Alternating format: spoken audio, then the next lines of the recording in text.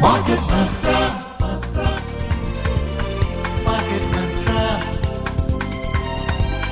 Market Mantra. Market Mantra. Market Mantra.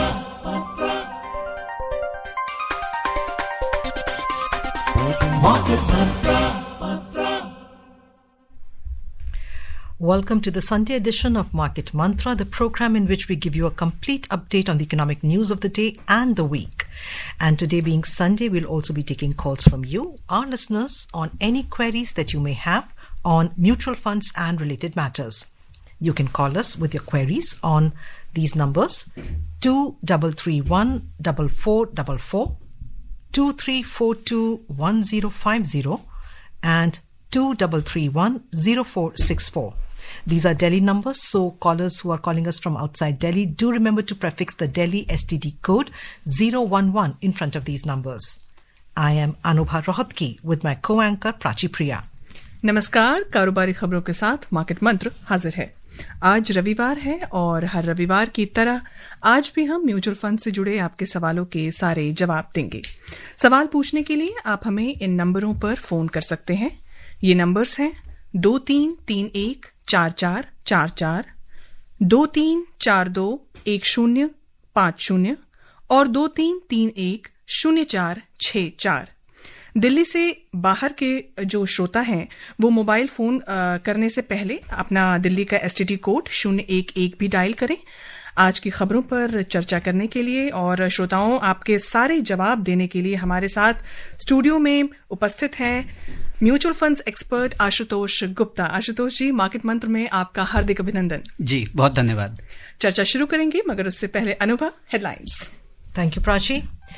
OPEC Plus decides to keep oil output steady despite geopolitical tensions. India's rice production exceeds 150 million tons in 2025, says Minister of Agriculture and Farmers Welfare Shivraj Singh Chauhan.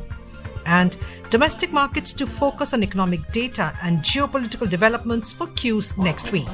OPEC plus ने भू राजनीतिक तनाव के बावजूद तेल उत्पादन को स्थिर रखने का फैसला किया। कृषि और किसान कल्याण मंत्री शिवराज सिंह चौहान ने कहा कि 2025 तक भारत का चावल उत्पादन 150 मिलियन टन से अधिक बढ़ा। और देश के प्रमुख शेयर बाजार की नजर अगले सप्ताह आर्थिक डेटा और भू राजनीतिक स्थिति पर होगी।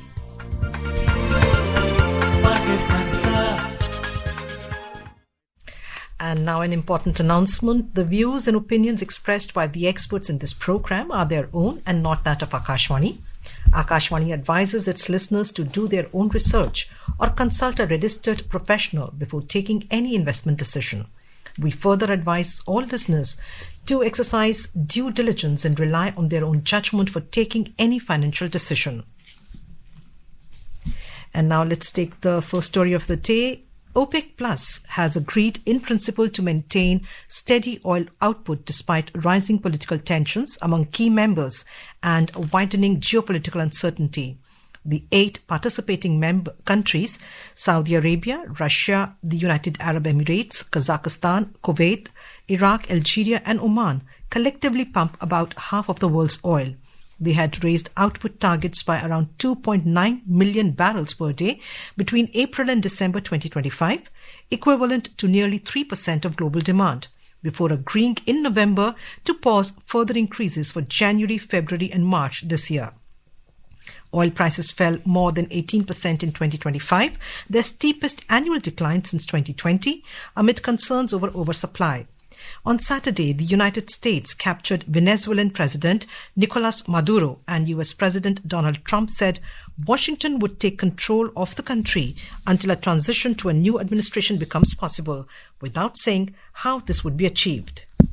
Tensions between Saudi Arabia and the United Arab Emirates flared last month over the conflict in Yemen, after a UAE-aligned group seized territory from Saudi-backed government, triggering what has been described as the biggest rift in decades between the two former allies. OPEC has previously managed internal disputes by prioritizing market stability, but it is now facing multiple challenges.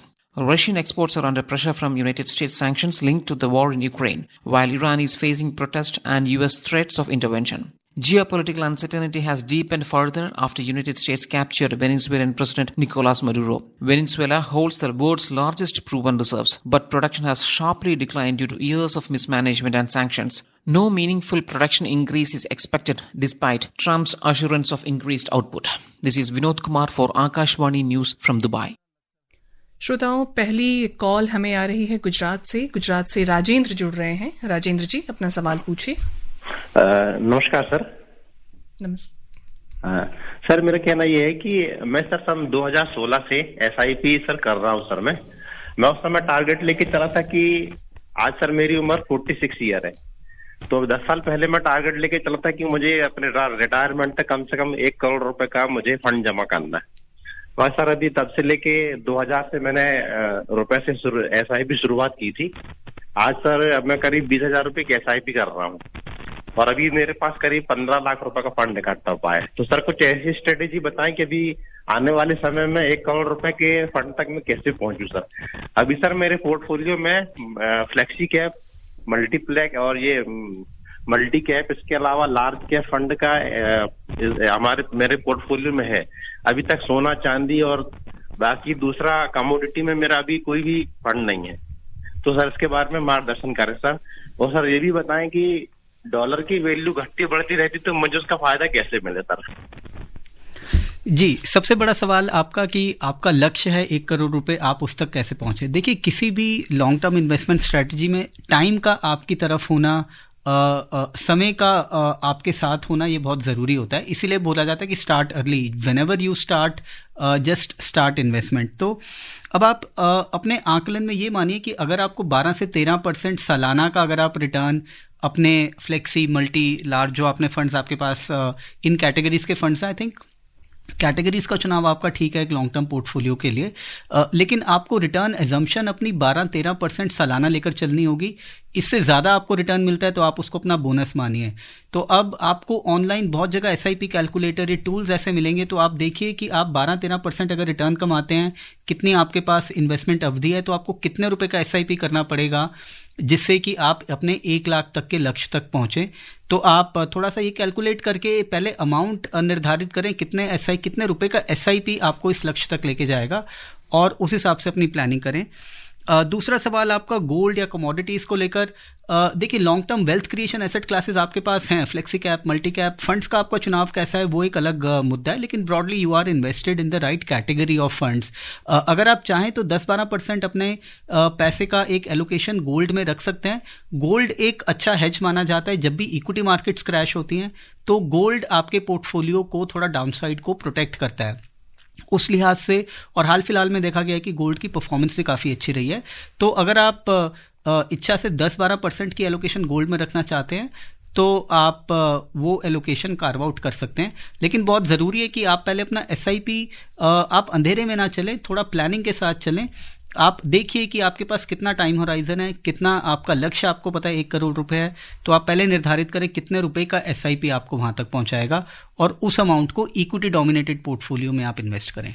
The next caller is Yogesh from Delhi, but before we take the question from Yogesh, my question to you Ashutosh is, जैसे अभी आपने कहा कि gold के लिए specially, क्योंकि हमने पिछले साल में देखा बहुत अच्छी परफॉर्मेंस रही है, तो जब आप एक मल्टी कैप में करते हैं, जब आप किसी फंड में इन्वेस्ट करते हैं, so obviously gold is part of that, but do you think it's also makes sense to have a separate investment in a fund which is dedicated to gold?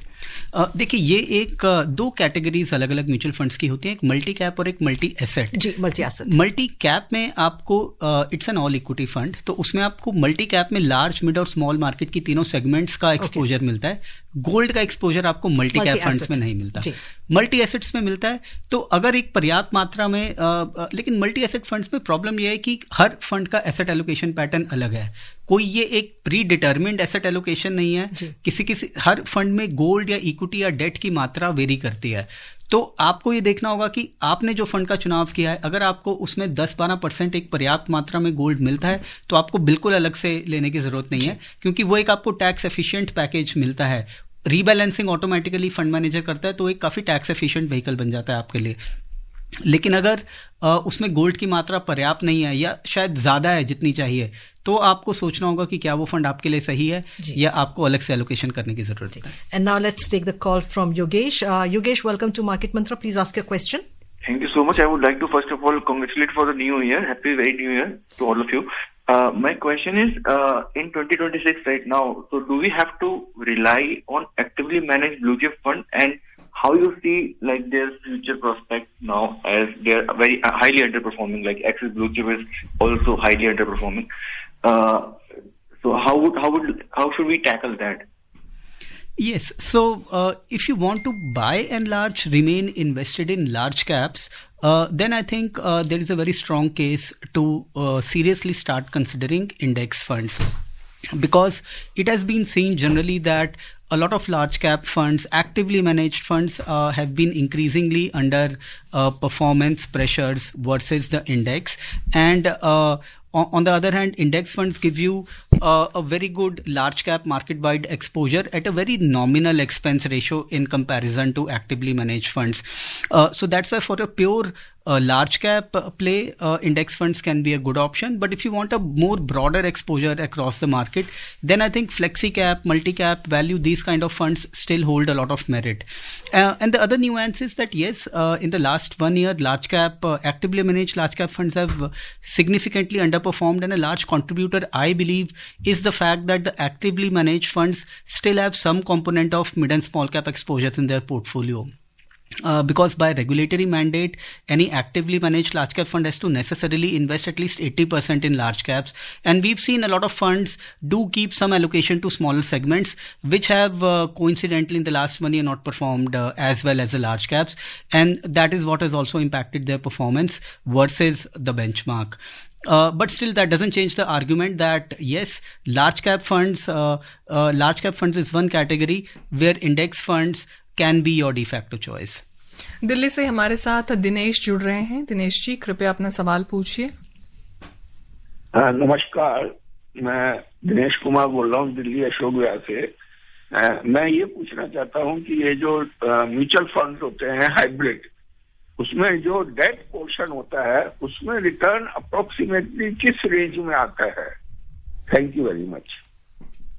जी, देखिए, जैसा आपने बताया कि हाइब्रिड फंड्स एक मिश्रण होता है इक्विटी और डेट का। ये कॉम्बिनेशन वेरी कर सकता है। एग्रेसिव हाइब्रिड फंड्स में आपका 75% पैसा इक्विटी में निवेशित रहता है, 25% डेट में।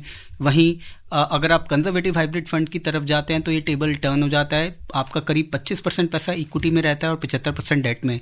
अब इसका डेट कंपोनेंट कितना रिटर्न देता है, आई थिंक इसका एक अच्छा बेंचमार्क है।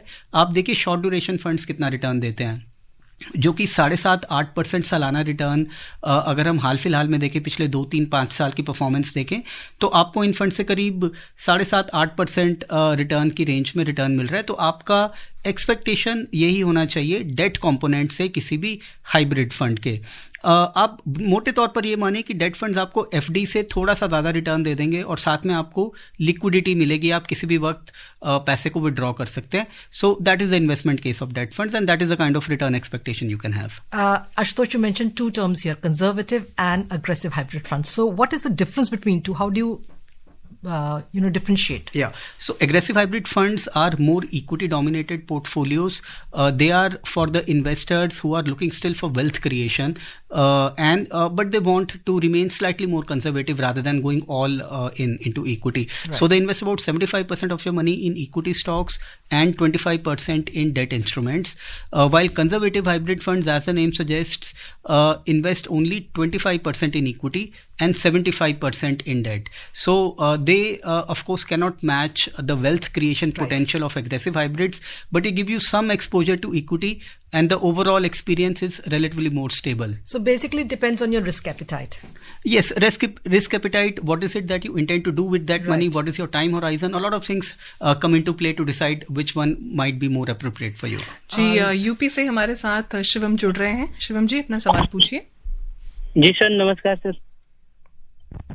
नमस्कार, पूछें अपना सवाल। सर, मेरा सवाल ये है सर, जैसे हम कोई म्यूचुअल फंड में इन्वेस्ट करते हैं सर, तो उनका वो जिस स्टॉक्स में इन्वेस्ट करके रखते हैं ना सर, तो हम उन्हीं स्टॉक्स में इन्वेस्ट करें तो सर हम उनके चार्जेस से बच जाएंगे, इसके बारे में राय चाहिए थी सर। देखिए, म्यूचुअल फंड्स जिन स्टॉक्स में इन्वेस्ट करते हैं वो अपना पोर्टफोलियो मंथली बेसिस पर रिपोर्ट करते हैं और मंथ के बीच में वो क्या बाइंग और सेलिंग करी इसकी जानकारी आपके पास नहीं होती है। तो देखिए, इसमें 2-3 न्यूएंसेस हैं जिनको आपको समझना पड़ेगा। एक तो आपके पास एक थ्रेशोल्ड स्केल होना चाहिए। अगर आप म्यूचुअल फंड का पोर्टफोलियो पूरा खुद से अपने आप से वो डुप्लीकेट में बनाना चाहते हैं तो वो जो 30, 40, 50, 60 स्टॉक का पोर्टफोलियो है तो एक आपको थ्रेशोल्ड कैपिटल चाहिए होगी।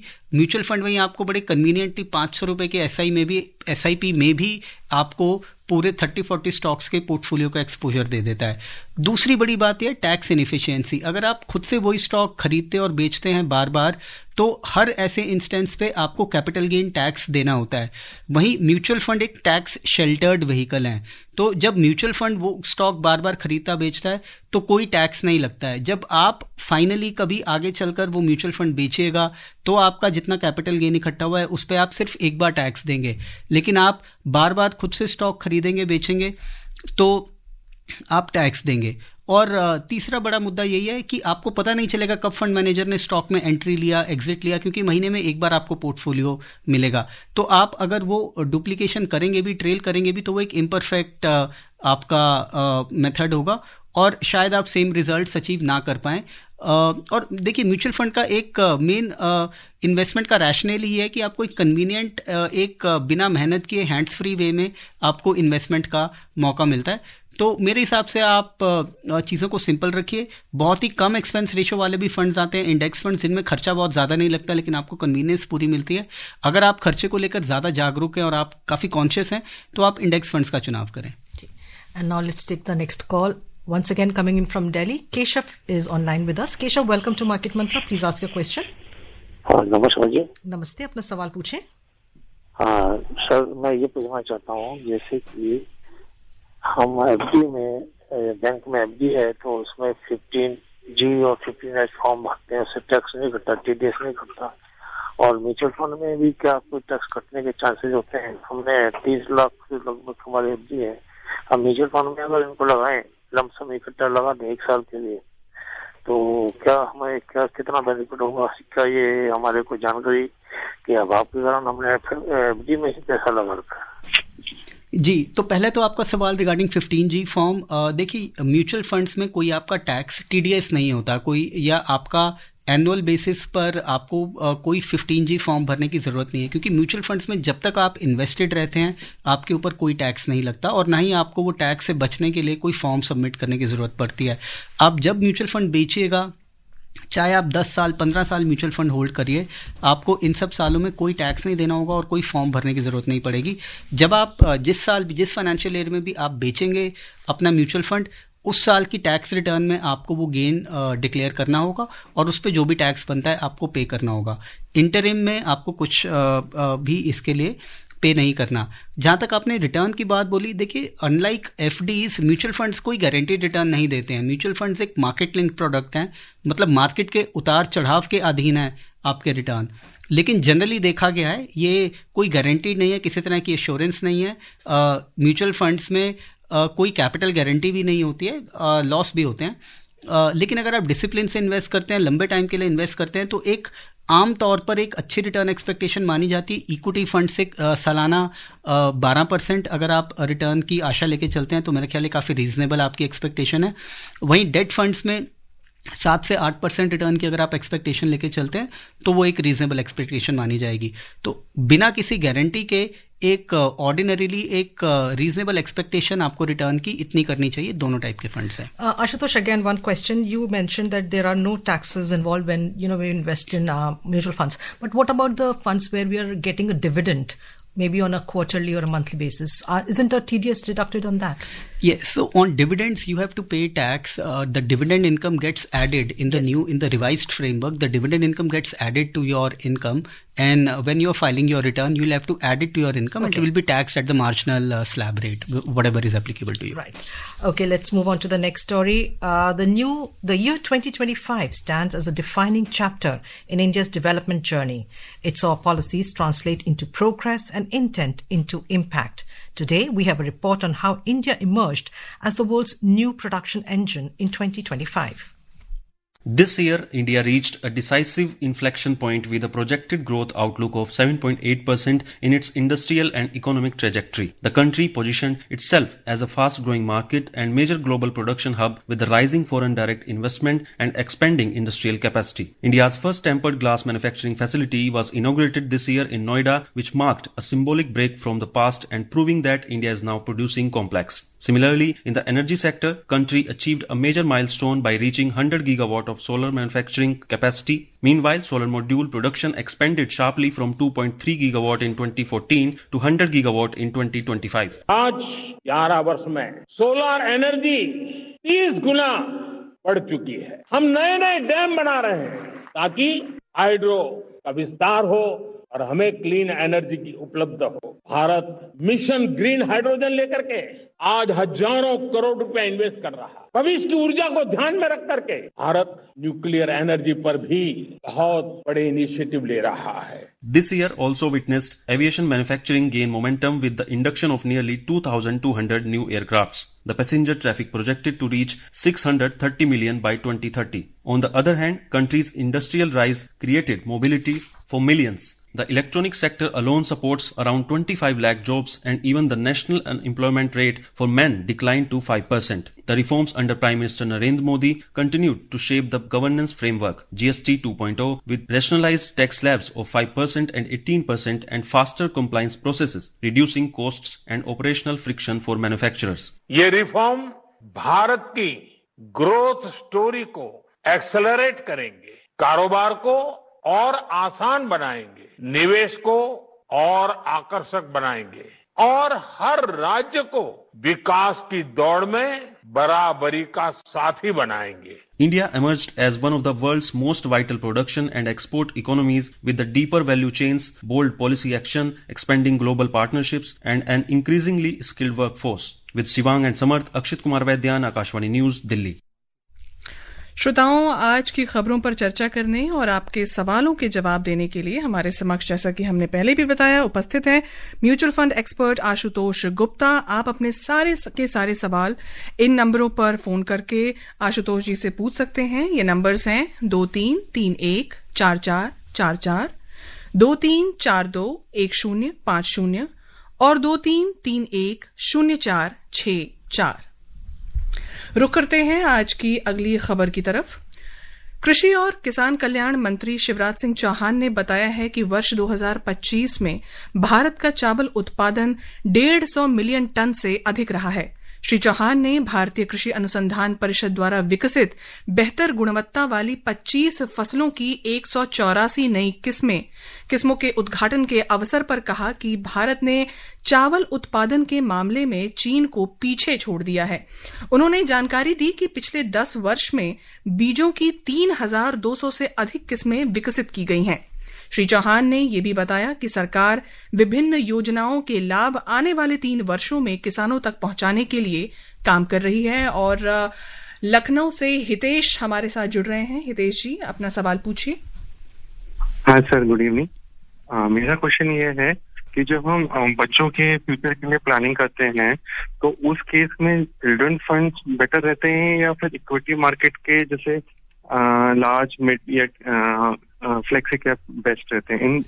तो मेरा क्वेश्चन बेसिकली चिल्ड्रन फंड और बाकी फंड्स के हैं जब उनके हम फ्यूचर की प्लानिंग करते हैं। Thank you.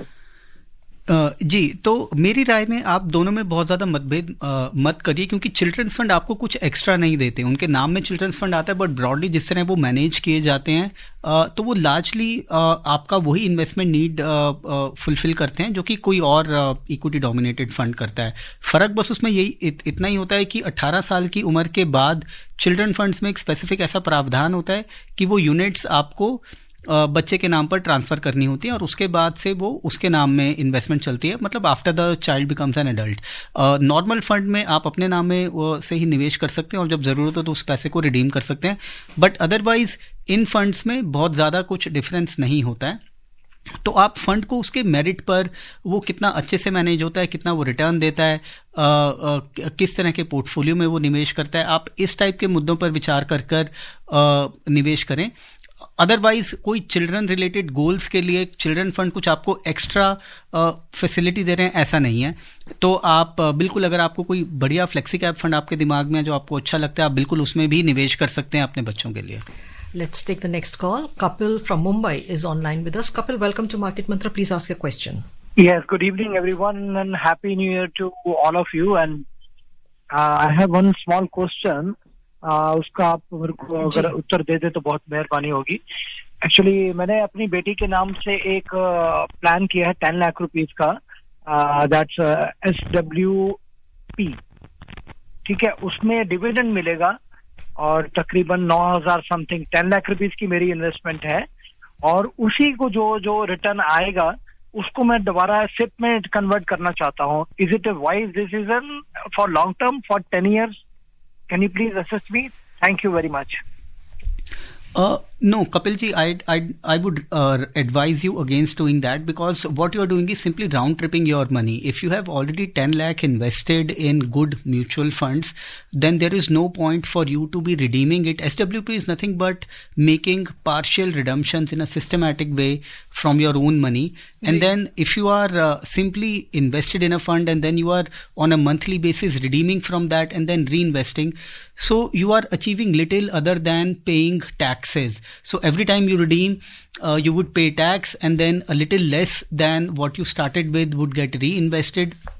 And this round tripping does not achieve much.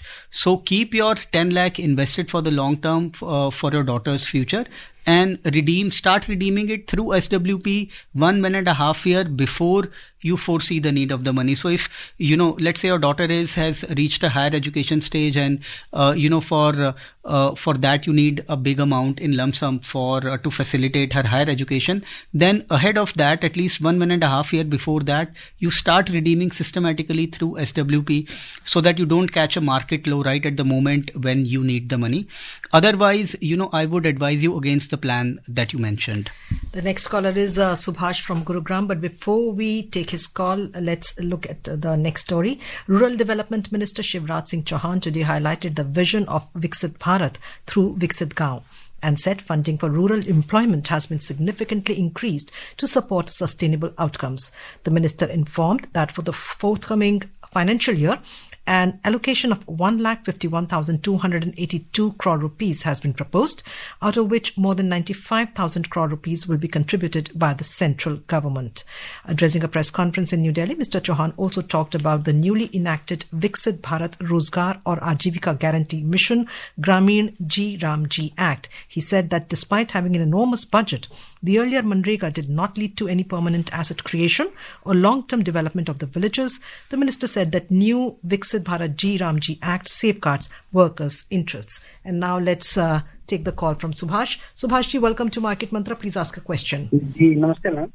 नमस्ते, सवाल पूछें। धन्यवाद। सर मैं पूछना चाहता हूँ कि जो जैसे कि मान लीजिए मैं म्यूचुअल फंड में इन्वेस्ट कोई करता है, तो उसका प्रथम स्टेज, लॉन्ग टर्म का प्रथम स्टेज मैं पूछना चाहूंगा, वो कितने वर्ष से आरंभ होता है, और इसका लम सम में थोड़ा मुझे डिटेल में बताइएगा।